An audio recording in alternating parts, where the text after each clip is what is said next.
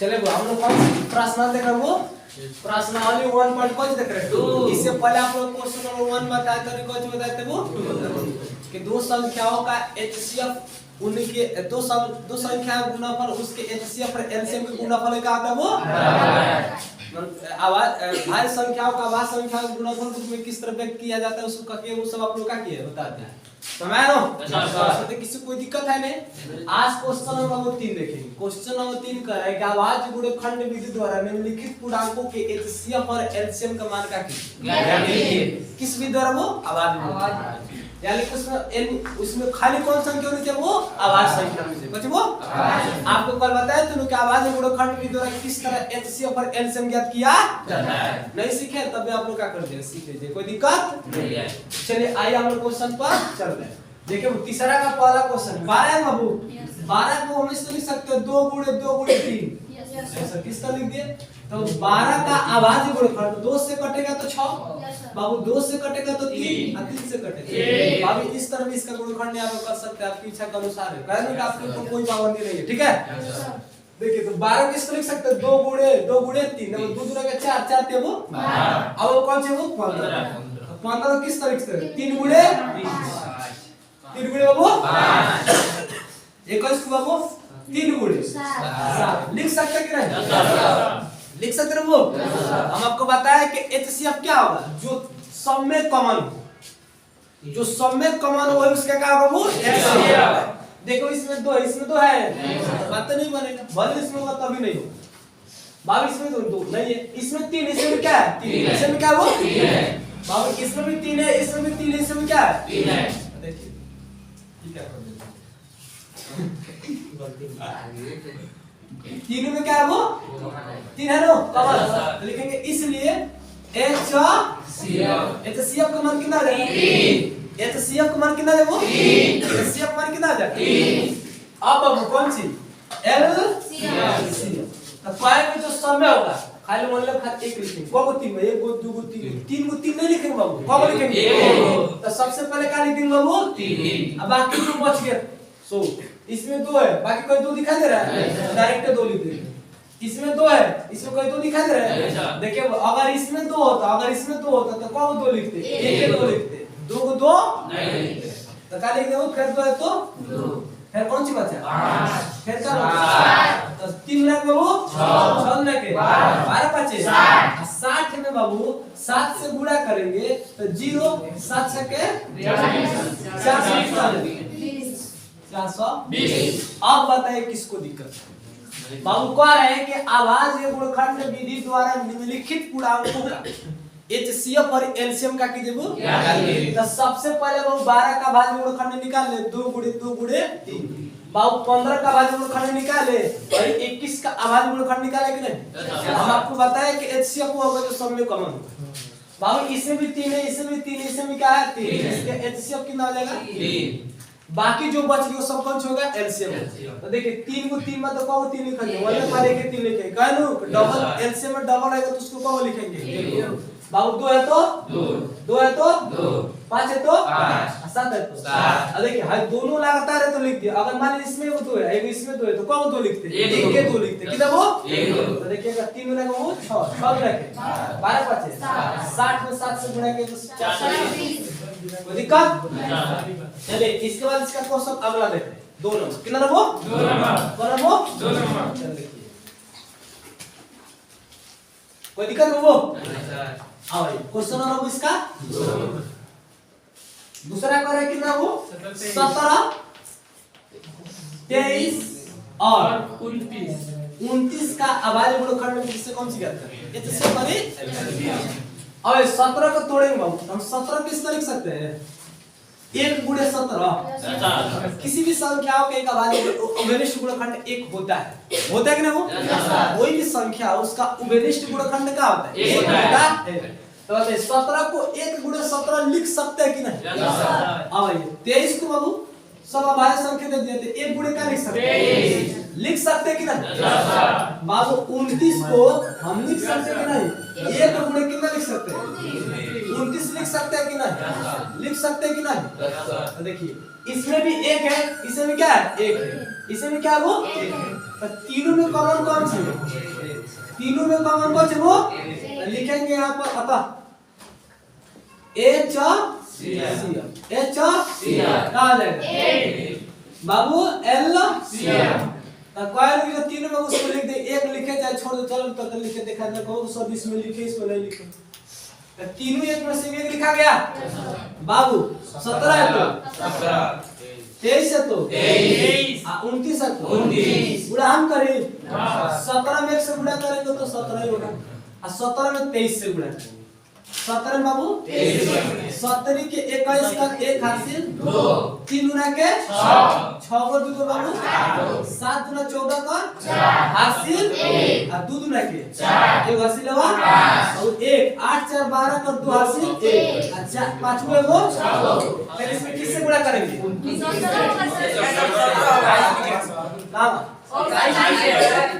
नौकरी 70 के 21 का 1 हासिल ऐसा नहीं उनकी लिखना चाहिए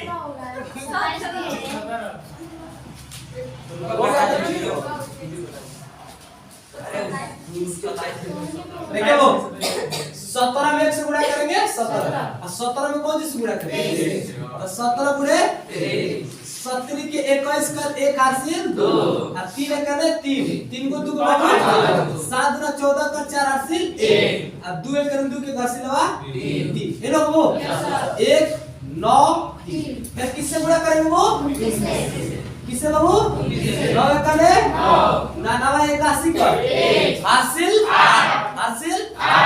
8 कितने वो 29 27 को 8 को 27 को 8 135 हो गया 35 का 35 हो गया 2 का 9 गुना 18 पर हासिल 3 गुना के 6 एक हासिल हुआ तो देखिए 9 2 2 3 8 5 13 का 3 हासिल 1 और 10 में तो बाबू इसका एलसीएम कितना होगा 11 कोई दिक्कत है देखिए वो 17 का आवाज गुणनखंड का आवश्यकता है 1 गुणे 17 के भी 17 तो कटेगा नहीं क्योंकि खुद आवाज संख्या है तो किसी भी संख्याओं का एक विनिष्ट गुणनखंड कौन सा होता है 1 होता है हम 17 को लिख सकते हैं 1 गुणे 17 चाहे 17 गुणे 1 लिख सकते हैं कि नहीं इसी तरह 23 को 1 गुणे 23 या 23 गुणे 1 लिख सकते हैं कि नहीं इसी तरह 29 को 1 गुणे 29 या 29 गुणे 1 लिख सकते हैं कि नहीं आपको बताया कि HCF जो सब में कॉमन हो उसका वो HCF होगा अब इसमें भी 1 इसमें भी 1 इसमें भी क्या 1 इसका HCF कितना है 1 एलसीएम निकाले तो सबसे पहले HCF उसको लिख देंगे यदि सब में 1 है तो का के लिख दिए बाकी जो बच गए वो कौन सा बचा वो 17 तो 17 23 है तो 23 29 है तो 29 गुणा के कितना है 11 33 9 पता है किसी को दिक्कत है नहीं सर पहला दूसरा क्वेश्चन में किसी को दिक्कत है नहीं नो चलो इसको उतार लीजिए चलो क्वेश्चन और तीसरा कितना है वो तीसरा द्वारा है कि 8 9 और 25 का विकल्प कीजिए आवाज गुणनखंड में मेरे से HCF और LCM का मान क्या कीजिए 8 का क्या करेंगे गुणनखंड 2 गुणे 2 लिख सकते कि नहीं बाबू 9 को लिख सकते कि नहीं 3 गुणे 3 अब 25 में वो 25 का लिख सकते 5 गुणे 5 अब देखिए इसमें 2 है इसमें 2 है जैसे होगा नहीं इनमें सब 2 है भाई में 3 में कोई किसी मैच कर रहा है नहीं सर तो लिखेंगे बाबू अब आपको बताया वो कि HCF कोई इसमें नहीं हो तो सबका उभयनिष्ठ गुणनखंड का होगा का तो वो बाबू इसमें भी 1 है इसमें भी 1 है इसमें भी क्या है 1 है ना वो इसलिए HCF बराबर क्या हो जाएगा 1 है ना वो अगर मान लीजिए देखिए इसमें 1 है इसको लिख सकते हैं 1 गुणे 2 लिख सकते कि ना इसको इसमें 1 लिख सकते हैं इसमें क्या कर सकते हैं आपकी इच्छा के अनुसार क्योंकि सब में 1 क्या है इसलिए इसका उभयनिष्ठ गुणनखंड का होगा वो ये उभयनिष्ठ गुणनखंड वो उसके HCF कितना आ जाएगा बाबू LCM 1 है तो 1 2 है तो 2 है तो 2 है तो 2 3 है तो 3 है तो 5 है तो 5 दूध रे बाबू 4 रखे 8 अटरी के 24 दूध रे बाबू 4 रखे 8 5 4 से बाबू और 40 में 5 से गुणा कर तो 5 चौके 20। देखो 40 से 5 से गुणा करेंगे 0 5 चौके 20 200 होगा। गिरी के 9 से गुणा कर देंगे 0 0 9 इसका एलसीएम कितना हो जाएगा 18।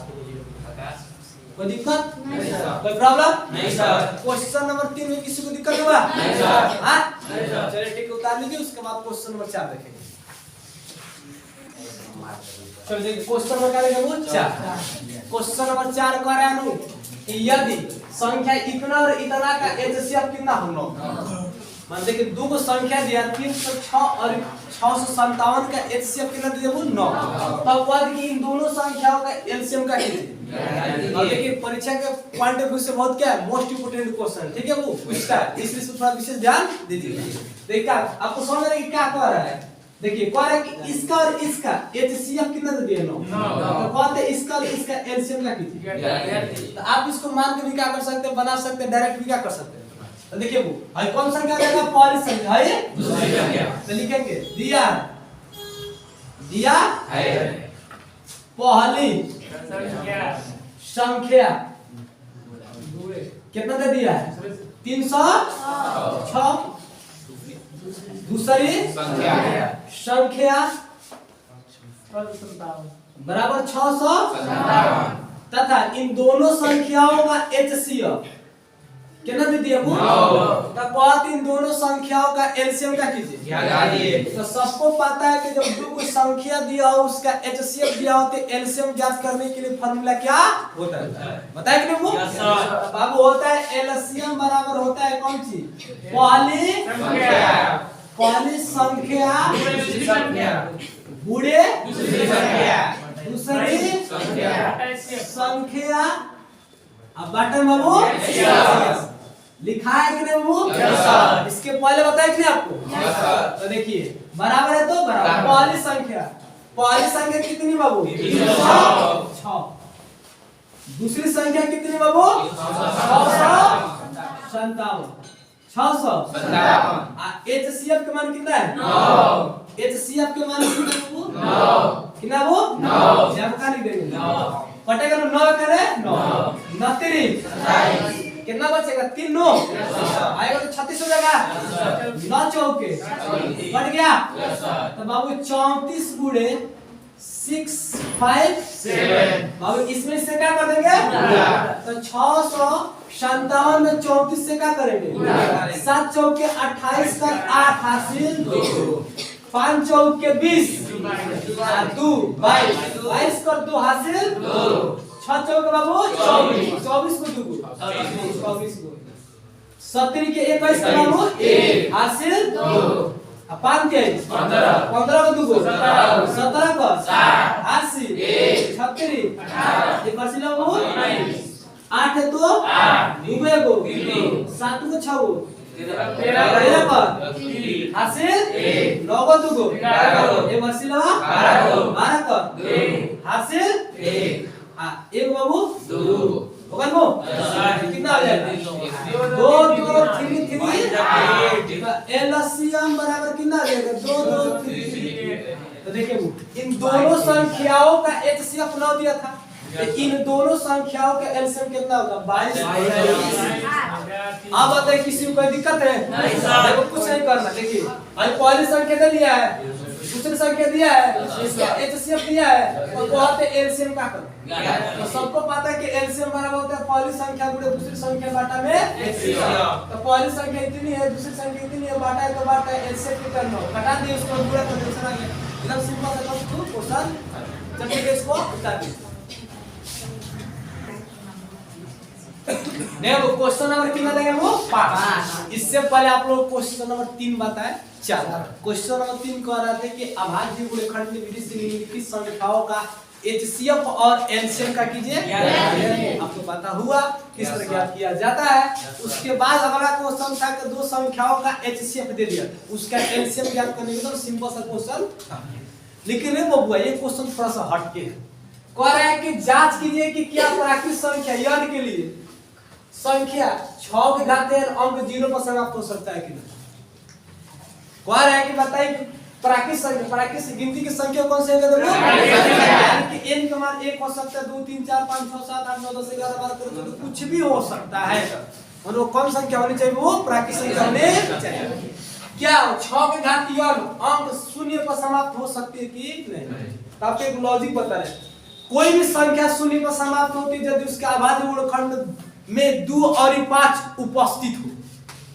अगर उस संख्या का अभाज्य गुणनखंड निकाला तो उसमें 2 और 5 उपस्थित नहीं हो तो वह संख्या शून्य पर समाप्त नहीं होगी। अगर उसके गुणनखंड में 2 और 5 2 आ जाए लेकिन 5 ना आए तो शून्य पर समाप्त नहीं होगी। जैसे मान लीजिए बाबू 8 है, 8 घात 2 लिख दिए, बताइए इसके गुणनखंड में देखिए 2 तो आ जाएगा, 2 गुणे 2 गुणे 2 तो आया है लेकिन 5 आया है नहीं आया।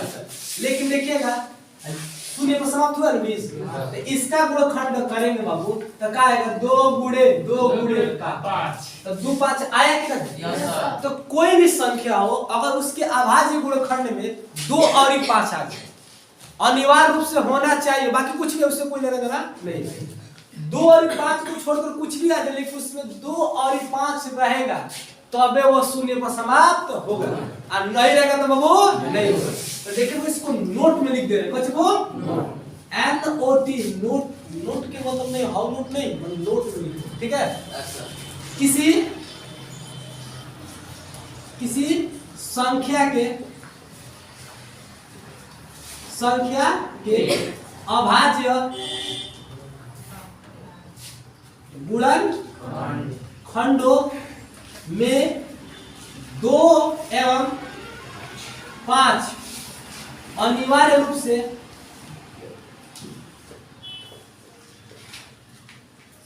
उपस्थित हो तो वह शून्य पर समाप्त होगी। अगर है बबुआ 2 और 5 में अगर वो सम्मिलित नहीं उसमें हो तो शून्य पर समाप्त नहीं होगी। तो क्वेश्चन आपका दिया है एकदम एक लाइन में बन गया, देखिए 6 के घात है ना वो, इसको किस तरह लिख सकते हो? 2 गुणे 3 के घात, इसमें 2 आया है बाबू, 5 आया है, तो बताइए शून्य पर समाप्त होगा? कभी नहीं होगा। तो लिखेंगे चूंकि 6 के गुणनखंड में 5 उपस्थित नहीं है, जब नहीं है तो बताइए शून्य में समाप्त होगा। इसलिए 6 की घातीय अंक शून्य पर समाप्त नहीं होगा। अब ये लॉजिक पता होना चाहिए। कोई भी संख्या शून्य पर समाप्त होती है यदि उसका अभाज्य गुणनखंड में 2 और 5 उपस्थित हो तो कोई भी संख्या शून्य पर समाप्त हो सकती है। अगर 2 उपस्थित हो 5 उपस्थित ना हो तो नहीं होगी, अगर 5 उपस्थित हो और 2 उपस्थित नहीं हो तो शून्य पर समाप्त नहीं होगी। इसको लिखना क्या वो जरूरी है। कुछ भी संख्या हो लेकिन उसमें 2 और 5 होना चाहिए। कोई जरूरी नहीं है खाली 2 और 5, उसमें कोई भी संख्या हो सकती है लेकिन उसमें 2 और 5 अनिवार्य रूप से होना चाहिए, तब वो शून्य पर समाप्त होगा। क्योंकि 5 में 2 से गुणा करके 10 के बाद में कौन छूटता है? 0। कोई दिक्कत है? कोई दिक्कत? इस क्वेश्चन में किसी को प्रॉब्लम है? चलिए उतार लीजिए, तो इसको उतार लीजिए। इसके बाद अगला क्वेश्चन कौन से देंगे? कल देंगे, ठीक है? वो क्वेश्चन नंबर कौन से? वो 6 और 7 छोटा छोटा क्वेश्चन है, उसको क्या करें? कल देंगे, ठीक है? उतार लीजिए।